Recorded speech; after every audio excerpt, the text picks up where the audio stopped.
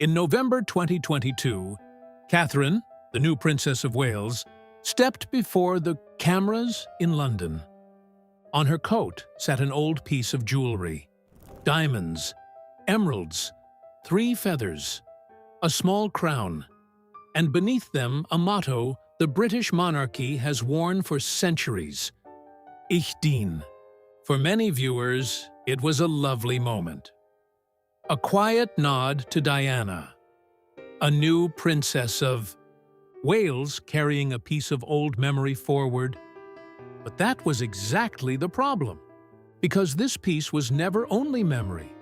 It was older than Diana, older than Camilla, older than Catherine. And still, in that moment, the world saw above all one woman in it: Diana.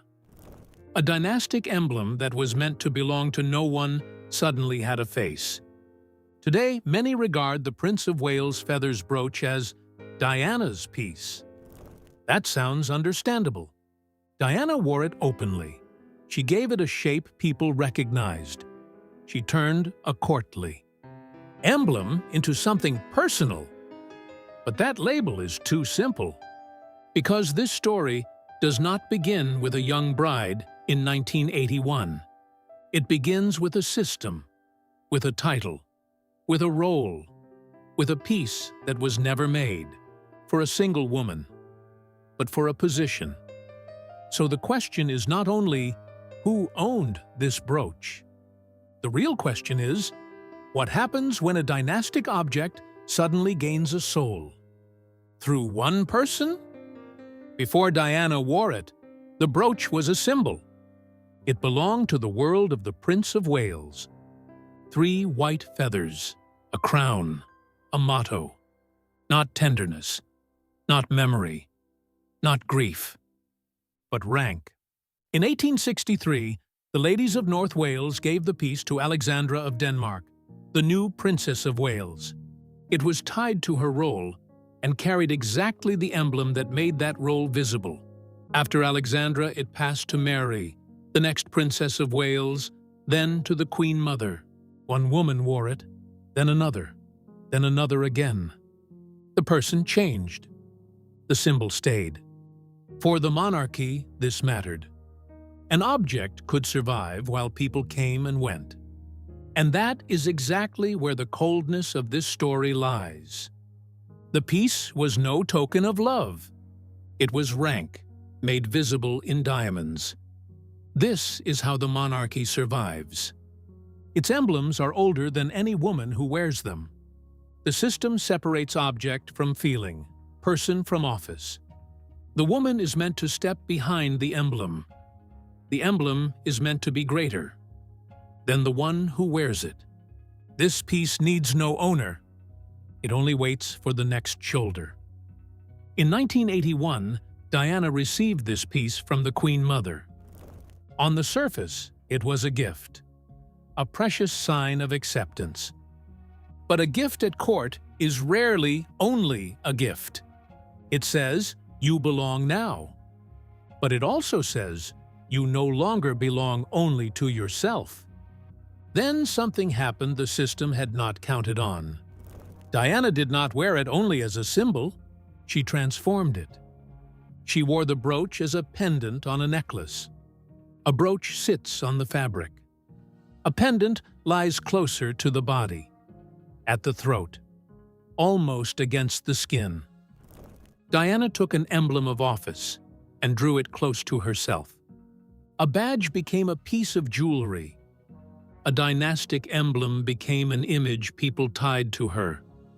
Whoever saw her in it did not see Alexandra first, not Mary, not the long line of the monarchy. They saw Diana. And for an old royal house, that is dangerous. Because once an object binds too tightly to a person, it loses its neutrality. That was the crack in the picture. For the institution, the brooch remained a historic jewel. For the public, it became a part of Diana. As long as Diana was the Princess of Wales, this contradiction could be overlooked. But when the marriage broke apart in public, it became impossible to miss. Because Diana kept wearing her husband's emblem close against her own throat, she did not give the emblem of the Prince of Wales back. She wore it like something that was hers. For the crown, this created a tension with no clean solution. After 1997, everything changed. Diana was gone, but the images stayed. The brooch itself had long since returned to the royal collection. With the divorce, the monarchy had done what monarchies do. It had filed the object away again, back into the line, back into the holdings. For the institution, this was an administrative act. A jewel returns to the roll the moment the woman loses the roll. And it was exactly this cool procedure that exposed the system. The piece could be taken back, but what it had come to mean could not be taken back. For many people, the brooch was no longer an inventory item. It had gained a face, Diana's. Diana had given it something no goldsmith can ever cut back out: closeness. The fabric could be changed. The wearer could be changed. But the meaning could not be reset. Every later appearance told the same story, against the crown's intent.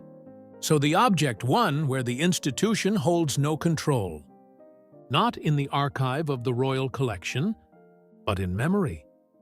The piece itself, though, lived on. When Camilla wore the brooch in 2005, it was, factually, a historic family jewel. It suited her bond with Charles. It suited tradition. And yet there was a tension in it that no protocol could smooth. With it, Camilla also wore the image of the woman who had stood at Charles's side before her. But images do not work by facts. Images remember. The public did not remember Alexandra, not Mary, not the emblem's origin. It remembered Diana. And so, an old jewel became a quiet test. Could a piece be passed on when a whole generation still saw a wound in it? Every new wearer has carried the price since. Camilla could not wear the brooch neutrally. Catherine, later, no more so.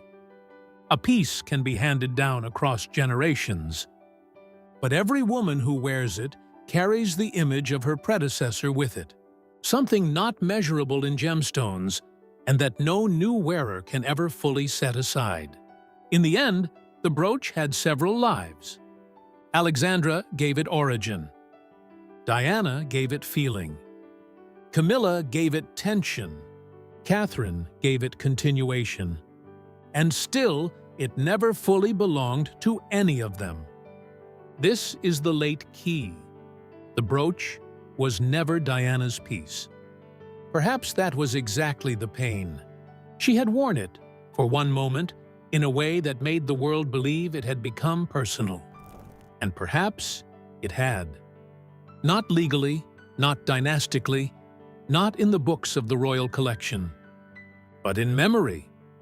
There, other rules of ownership apply. There, an object does not belong to whoever administers it, but to the one you can no longer remember it without. Catherine wore it in 2022 not as Diana's private heir. She wore it as the new bearer of an old title, cleanly filed, back in the line. And yet, for a moment, the world saw the old images again. The brooch stayed with the crown, but Diana had made it human, and that no one could take from it again. Since then, it could no longer pretend to be just a brooch.